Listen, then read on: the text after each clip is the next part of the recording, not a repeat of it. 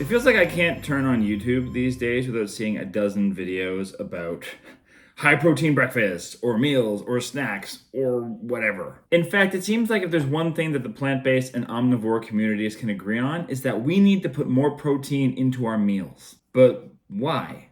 And how much is too much? Greetings and welcome to, or welcome back to PB with Jay. Here today, we're going to talk about all things protein. What is protein? Why do we need it? How much do we need? And what happens if we get too much? And stick around to the end because I want to get a little bit nerdy with you and talk about this new human hormone that I learned about from reading this book that tells us that we might actually be able to live longer by eating less protein. But before we get into all of that, I'd like to give a quick shout out to those who have said hello to us in the comments down below. Joanna from Salem, Massachusetts. Robin from Vestavia Hills in Alabama. Trisha from Raleigh in North Carolina. Yassine from Iraq.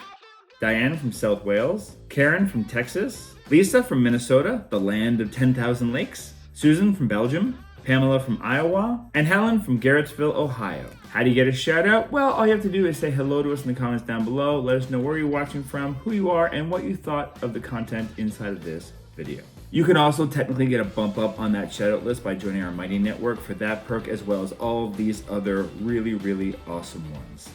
All for the price of a crappy cup of coffee a month. You don't have to drink that. Thank you. So a lot of perks for you, but also it just helps us keep things running around here. Link in the description down below. If you think this video is interesting to you and you think it'll be interesting for others, hit the like button to let YouTube know to share this around the interweb.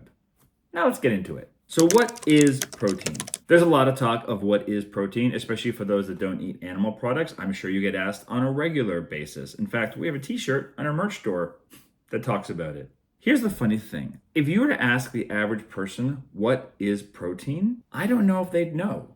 In fact, ask yourself right now, what is protein and why do we need it? Think about it for a second, pause this video if you need to, and write it down. All right, so let me dumb it down for you, but mostly for me, because, yeah. Protein, oh, it just got dark. I'm using natural lighting. Hi. Think of protein like the Lego pieces of our bodies.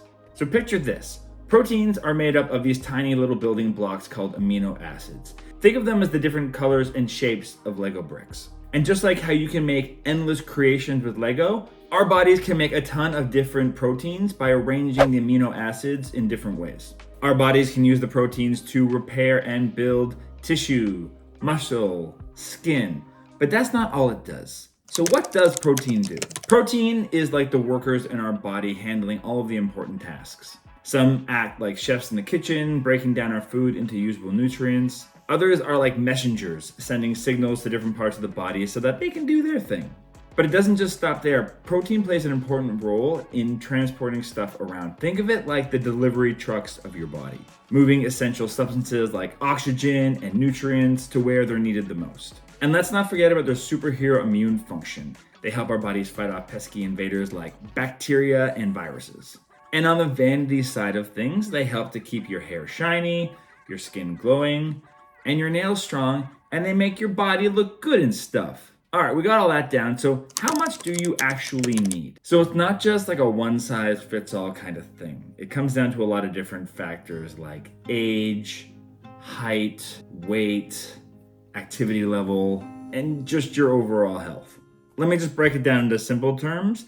Adults need 0.8 grams of protein per kilogram of body weight per day. So if you weigh around 68 kilograms, which is like 150 pounds, you would need 55 grams of protein a day. Now, if you are hitting the gym regularly and leading an active lifestyle, you might need a little bit more to help build and repair those muscles. Athletes and gym buffs can aim for like 1.2 to 2 a day max.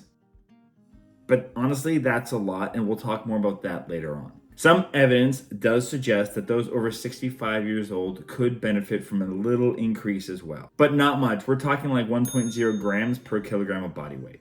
Now, if you are in one of those two groups and you do want a little bit of a boost without adding anything else like excess fats or carbs, consider using a protein powder like Lean Fit.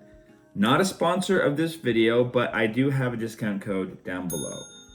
You don't have to use it. If you don't want to use protein powders, I totally get it. I am not advocating for excess amounts of protein, which we will get into very, very shortly. But it's there for those people who do need that little boost. Don't shoot the protein powder provider.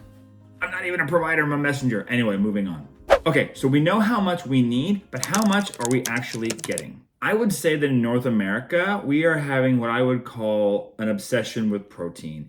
And in the United States alone, people are on average getting twice the amount of the daily recommended. But what's so bad about that? Why are we all obsessed with our protein levels? Is it because we want to be healthier and live longer? Well, stick around till the end of this video because I've got a whopper that tells you more about that. But let's get into the immediate issues with too much protein. Excessive amount can strain your kidneys and lead to things like kidney damage and impaired kidney function. It can also mess with your pH balance and cause symptoms like nausea, headaches, and in severe cases, kidney stones. Again, not good for your kidneys, it seems. Yes, of course, protein is an essential macronutrient that helps you feel full, it builds and repair muscles, but when you're eating excess amounts of it, you're also eating excess calories, which can lead to weight gain. And the weight gain you're gonna get from that is gonna go in the places you don't want it. It's like the visceral fat that hangs around your organs.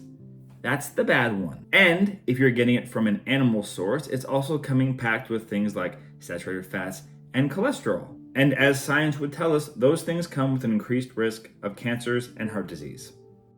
And food companies certainly aren't helping because they're adding protein to everything from chips, ice cream, pasta, crackers, you name it. Here's the truth of it. If you are eating a balanced diet, you probably do not need to seek out additional protein sources. A balanced diet includes fruits, vegetables, healthy starches, and fats and protein sources. If you're getting all those things, you are more than likely getting all the protein your body needs. Now this brings us to my favorite nerdy part. We know protein is important, but did you know that having the right kind of protein and in the right quantities can help you live longer? Now let's get nerdy and talk about the relatively recent, the early 2000s, discovery of a new human hormone, FGF21. To get even nerdier, it stands for fibroblast growth factor 21. That's a mouthful, I know. It took me like 10 times to get this said properly. So what does it do exactly? Well, allow me to consult my little research here. It's a hormone that your body produces naturally that plays a crucial role in regulating things like blood sugar, fat metabolism, and energy balance.